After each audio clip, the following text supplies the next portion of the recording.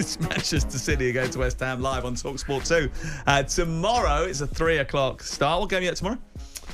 Bournemouth Everton with Troy. Oh, looking forward to it. They tend to put him with me so that I can look after him, nurse him through it on a Saturday. Is that necessary, do you think? It's not necessary. They put me, at every game. I go up and down the country. He doesn't go too far. No, this is the furthest he travels. Is that because he's got some sort of travelling banning order? He can only go. Yeah, but he only when he goes up north to Manchester, it's because he's coming to see you. Yes, absolutely. And he gets to stay at yours and all of that. Yeah. And complain about it as well. But then because he get woken up at an unearthly hour. He doesn't like getting woken up in the morning, because we're quite a lively house. Yeah, he doesn't like that. Imagine going to somebody's house and complaining about what they do. Yes, only crooked. Yeah. Rodri has bluntly labelled Manchester City's slump in form at the end of 2024 as a critical situation, but backed his teammates to pull themselves out of it. This is his quote. He says, "We're in a critical situation at City. I always say that when there are absences in certain positions, the team feels the effects. I know that we are in a bad time, but in the end, this is part of sport. You have to pick yourself up. The good thing is there's room for improvement for the rest of the season." Meanwhile, Bernardo Silva has said to Sky that the title may now be out of reach for his team after their recent poor form. Right now, it's about accepting the reality. I'm not looking at Liverpool. I'm 6th or 7th in the league. I cannot be looking at Liverpool or Arsenal or whatever.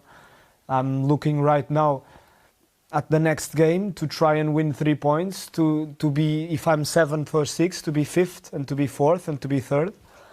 And then 10 games from the end of the season, then you can start making a little bit of math to see where you can go. But right now, I would say not impossible, because in football there are no impossibles, but right now Man City is completely out of the title race. There's no question about that. It's too late for us. People always say that you don't win a league until January, but you can lose it. And this season, the reality is we've lost it. And he is being very honest, isn't he? I mean, it's strange, actually, because a lot of players would be more diplomatic and just almost come up with a sort of stock phrase that says, well, we'll diplomatic. Wait and see. But he said everything. He said every scenario. Well, he said right at the end, we're out of the title race. He said, yeah, but he also said, get to the last 10 games and we start making calculations. Yeah, for different things, not for the league though. He said for the title race, we're out of it. You're not happy with it? You know, I wasn't happy with it yesterday. That's why you laughed in the group when I said what I said. Stop moaning, man. I don't remember complaining when they were running away with it for the last 4 years. He's not moaning. He's just being realistic, isn't he? He's not being realistic. The answer is, there's loads of football left. We've come back from bad positions before. We're going to fight every week, but right now... So you think he's giving up? No, I don't say he's giving up. I'm saying what he's doing is he's coming out and feeling sorry for himself. You Man City, you don't have the luxury of feeling sorry for yourself. We don't care if you've got injuries. You've got the best team. We don't care. What do you think about what... do you know what I mean? We don't, do we? Rodri said about, when we have absences in certain positions, the team feels the effects. Should they be in that situation?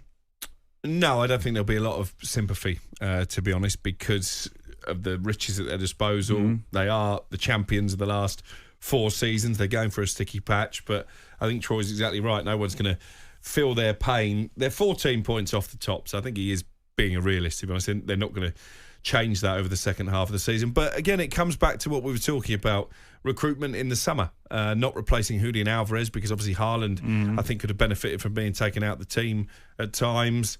The midfield looks a little bit leggy. Kyle Walker probably has gone on. But no one was saying they looked leggy last year. No, true. This is my point. No, it's all after the fact. Sorry to interrupt. You think it's all with hindsight? It is all with hindsight. When we lose players, Arsenal have lost players.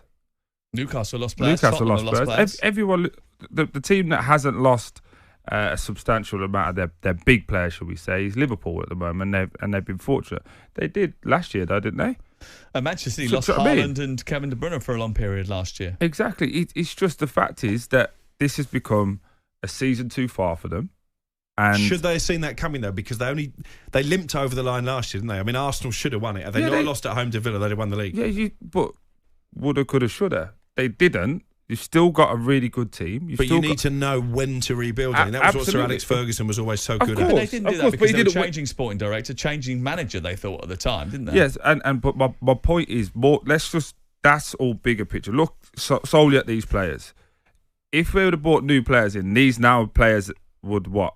Play better? Or not? Would they run harder if there was more new players in? No. Do you think it's a mental thing? I think they're tired. I think mentally they're tired, and because they're not used to being in this situation, unfortunately, where they're used to winning, dominating. I've played against this Man City team, the best team I've ever played against. Genuinely, midway through a game, stopped and counted how many players they had and thought, wait there, they got 14 because you can't get near them. They're so good. Yet now their first time, it's a little bit ropey, it's a little bit harsh. It's we've got so many injuries. So after years of being mentally very, very strong, are you not mentally? saying It's just sometimes weaker? one too many. It's just one too many. You can't keep doing it. It happens in all sports, whether that be the NBA, the NFL. You have these dynasties that do well, and then they have a down year. It's just mentally draining to keep doing it. Can they get it back? Of course they can. But they are mentally tired and feeling the effects of it. That's fine. It's like overnight, everyone said Kyle Walker's now slow because he's been ran 3 times in his whole career. It's like, do you know what I mean? It's like, oh, he's over the hill. He's old. It's not. Yeah, but again, I think if you look at his performances at the European Championships, if I was Pep Guardiola or Man City, that would have set alarm bells ringing for me. Yeah, but it does sort of. I mean, look, no disrespect, but I think there is a lot going on with him, so it might be mental with him as well. But he's pretty clear that physically his output is exactly the same. Here you go. Again, remember the caller last week thought I was having a go at Phil Foden. I just posed the question, and I posed the same question. What's the excuse for Phil Foden? That's a bizarre one. That is a strange situation. His drop off in form. But we've said when he plays for England, it's maybe not the same because at City he has these players, etc., etc. He's at City. He's playing more games than ever. He's still got his manager. The style hasn't changed. If anything, the game's been moved around him a bit more, and he's dropped off. Do you think they've got enough leaders?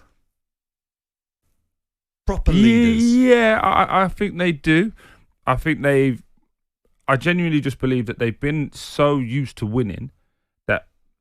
It's like with our kids, right? If our kids are always getting what they want, the first time you say no to them, what do? They have a tantrum and, oh my God, what's happened? And that's what's happened over the last 2 months. They've been punched on the nose and they've gone, oh God, this don't happen. Then they've been punched on the nose again and now they're staggering, going, hold on, what's going on? They just beat Leicester. We expect them to beat Leicester. It wasn't convincing by any stretch. Nope. And no player, but you come off that pitch, you go, oh my God, he was substantially better. No, it wasn't. I mean, Leicester arguably at certain points in that game were the better team, and it was and that's not down relief to more than anything that's else. That's not down to recruitment. That's not down to if they'd have brought new players in. That's down to, hold on, we're not used to this, and it takes a few people to get hold of it and go, right, we've got to have to do some horrible stuff here. And I just think when he's coming out saying like, we're out of it, I just think, hold on, that's part of the problem.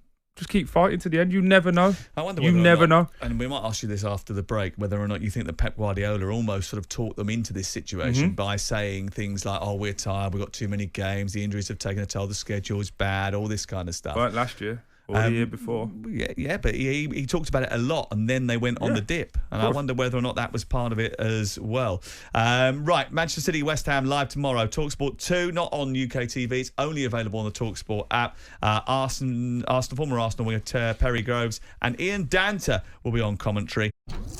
Jim White and Simon Jordan. Monday to Friday mornings from 10 on AM, on DAB, via the talkSPORT app and on your smart speaker. talkSPORT.